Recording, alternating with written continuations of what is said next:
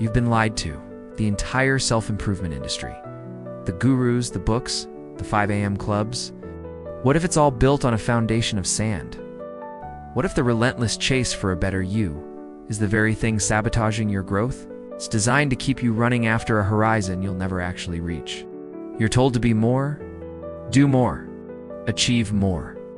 But all it does is leave you feeling tired, inadequate, and stuck on a hamster wheel you built yourself. Today, we're not just questioning the advice, we're tearing it down.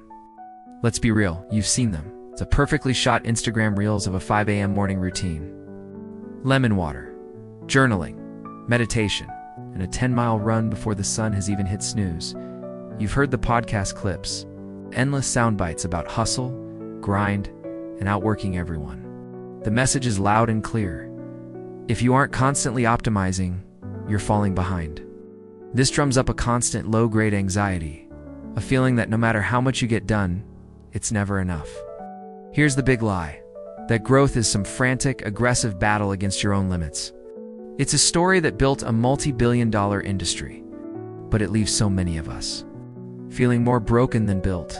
It's a fast track to burnout, self-criticism, and the belief that your worth is tied to your productivity.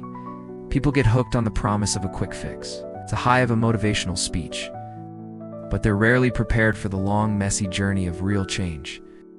That short-sightedness traps us, failed attempts, and then guilt for failing. But what if the path to real, lasting growth isn't about adding more, but about getting rid of the garbage? What if it's slower, quieter, and kinder than any guru wants you to believe? In this video, we're going to dismantle the 5 biggest, most toxic myths in self-improvement. And for each one we bust, we'll give you a practical, sustainable, counterintuitive alternative that actually works. It's time to get off the hamster wheel. The first section is about the Hustle 24/7's myth. Let's kick things off with the most celebrated, maybe the most destructive myth of all, the cult of hustle culture. The chant is rise and grind. You're told success comes from outworking everyone, that sleep is for the weak, and every second must be monetized or optimized. Long hours, no vacations. These have become twisted status symbols. But here's the truth. Hustle gurus skip. This approach isn't just unsustainable. It makes you worse. We are not machines. Our bodies and brains can't run nonstop. Chasing productivity without a break leads straight to burnout. Burnout is complete physical and mental exhaustion, and in that state, you can't perform at all. This isn't just anecdotal, it's scientific. The Yerkes-Dodson law, a psychological principle over 100 years old, says that while a little stress improves performance, too much destroys it. Hustle culture pushes you way past that sweet spot. It sends you off a cliff. Chronic stress floods your body with cortisol, and that physically changes your brain, hurting memory and focus. The irony is the very things hustle culture says it boosts. Productivity, creativity, problem solving are the things it crushes. It traps you. You feel pressure to do more, so you overwork. Your performance drops. Then you feel even more pressure. It's a dangerous feedback loop, one that leads to anxiety, depression, and burnout. This isn't a recipe for success. It's a setup for collapse. So, what's the alternative? It's not laziness. It's what I call the strategic slacker approach. This isn't about dodging hard work. It's about making your work count. The strategic slacker knows that real productivity isn't about hours. It's about value. You separate deep work, focused, meaningful work, from shallow work, the stuff that just makes you feel busy. Instead of grinding for 12 hours, the strategic slacker works in bursts. Think Pomodoro technique. 25 minutes of laser focus on one big task, then a 5-minute break where you unplug completely. After a few rounds, take a longer break, and these breaks, they're not optional, they're part of the process. They let your brain recharge, consolidate information, and return sharper. Strategic slackers are also ruthless about protecting their downtime. Sleep isn't weakness. It's the recharge your brain needs to learn, grow, and perform tomorrow. In leisure, it isn't a distraction, it's fuel. Whether it's a hobby, time with family, or doing absolutely nothing. Leisure prevents burnout and often sparks the most creative ideas. Working hard doesn't mean working constantly. A balanced approach is the only path to sustainable achievement. Don't worship the grind. Work with intensity. Rest with intention. The next section is about the find your passion myth. Now let's talk about another seductive lie. Follow your passion, and you'll never work a day in your life. Sounds amazing, right? It's on posters and graduation speeches and fills every career advice book. The message is one perfect calling waiting for you. Find it, and everything will magically fall into place. But here's the thing. It's a fantasy, and a dangerous one. Most people don't have just one pre-existing passion, especially not one waiting to be discovered. This advice paralyzes people, especially the young and the curious.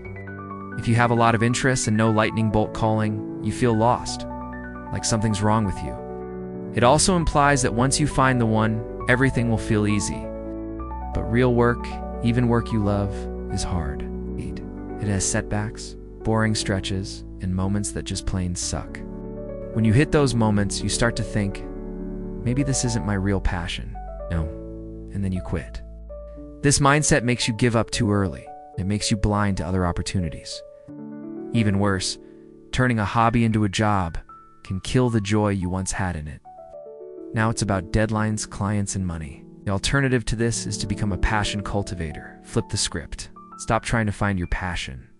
Start trying to build it. A passion cultivator knows that passion isn't the spark before the fire. It's the heat that grows after you start working.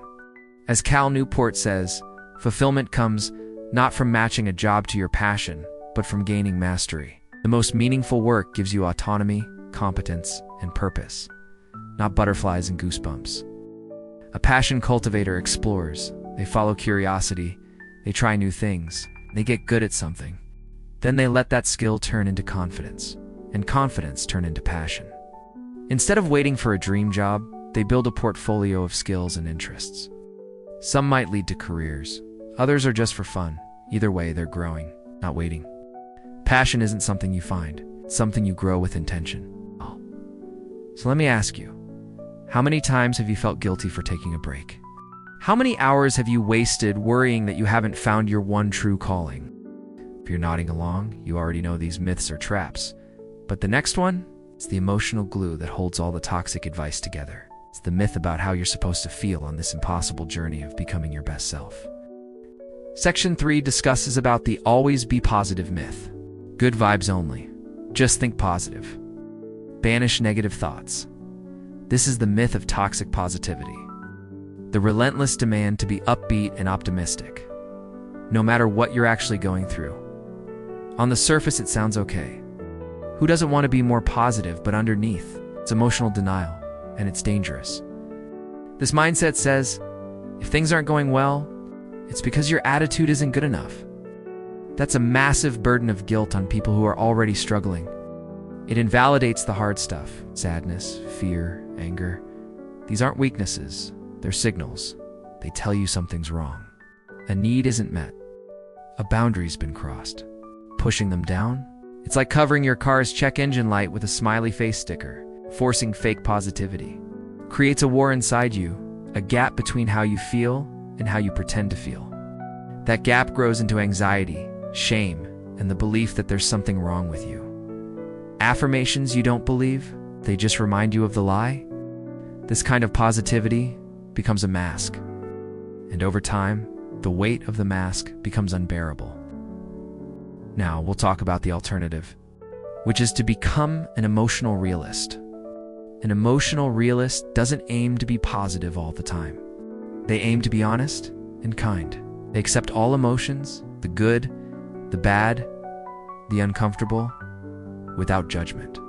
It's not about wallowing. It's about acknowledging what's real, so you can work with it. A core tool of the emotional realist? Mindfulness. Noticing thoughts and emotions without getting swept away by them. You are not your thoughts. You are the one watching your thoughts. That space, that pause, it's where your power lives. Another great tool?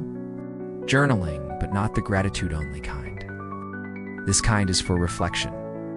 For writing down the ugly thoughts, so you can look at them clearly and say, is this true, or is this just fear? It's called cognitive reframing. You take "I'm a failure" and reframe it as "I found something that didn't work." This isn't about giving up gratitude. It's about balance. Yes, notice what's good, but don't ignore what's hard. Real strength comes from moving through the pain, not pretending it isn't there. The next section is about the perfect morning routine myth. Now, let's talk about hustle culture's prettier, it's Instagram-ready cousin, the perfect morning routine. You've heard it? Wake up at 4:30 a.m. Drink lemon water. Meditate for an hour. Journal. Work out. Read 50 pages of a business book. It's all before anyone else wakes up. It's sold as a magic formula for success. And if you can't stick to it, you're told you just lack discipline. But here's the problem. It's a one-size-fits-all approach that ignores one huge factor: biology. We all have different chronotypes. Some of us are morning larks, others are night owls. Forcing a night owl to wake up at 5 a.m. isn't optimizing them, it's torturing them. That kind of routine fights their natural rhythm and leads to sleep deprivation and brain fog. Beyond that, the obsession with perfect routines creates massive pressure. Miss one habit, feel like you've failed the whole day. I skip journaling, so what's the point? Turns your routine from a helpful ritual into another way to beat yourself up. Performance replaces purpose, and the original intent to feel centered gets lost. The alternative: you can create a personalized ritual. A personalized ritual isn't about copying someone else's schedule. It's about creating something that works for you. The goal isn't imitation, it's intention.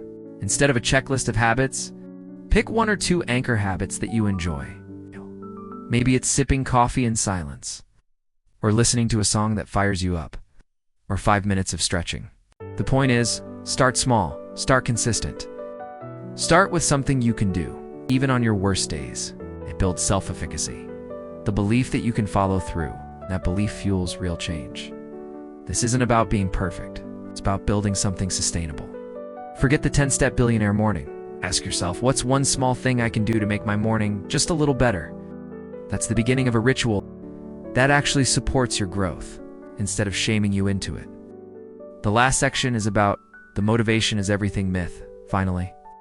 Let's dismantle the myth that powers the entire self-help industry, that motivation is the secret to success. The message is everywhere. If you just felt more motivated, you'd crush your goals, so you'd binge podcasts. You watch powerful speeches. You fill notebooks with quotes. You wait for that magical spark, that feeling, that high. But here's the problem. Motivation is a feeling. And like all feelings, it comes and goes. Waiting to be motivated before doing the thing is a recipe for doing nothing. People love the outcome, but they hate the process.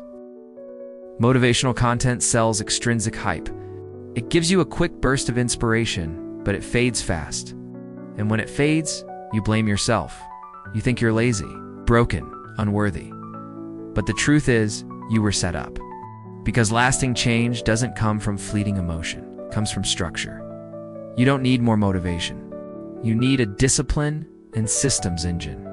This engine runs, not on hype, but on habit. It doesn't care how you feel today, it just works.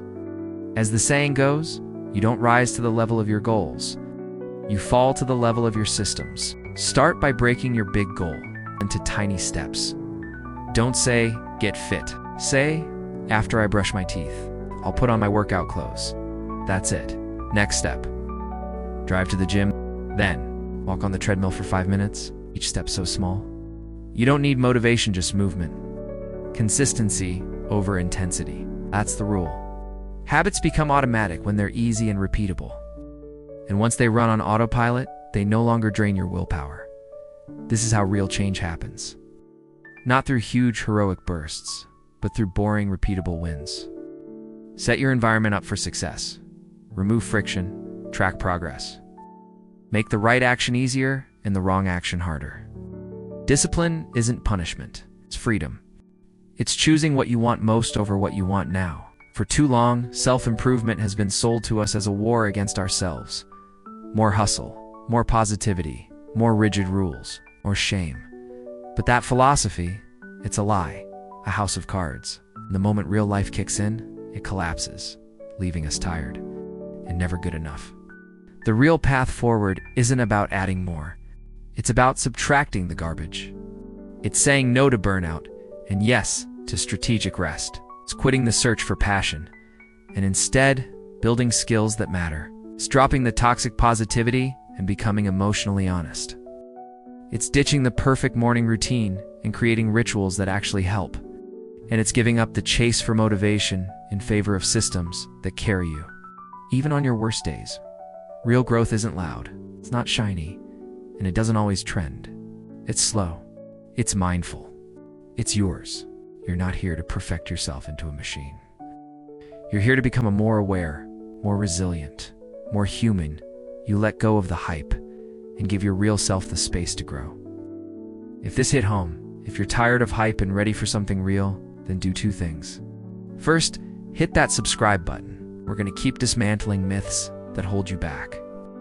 Second, and most important, drop a comment below. Ask, what's the single worst piece of self-improvement advice you've ever received? Let's call it out, together, and build a community that values real growth over empty promises.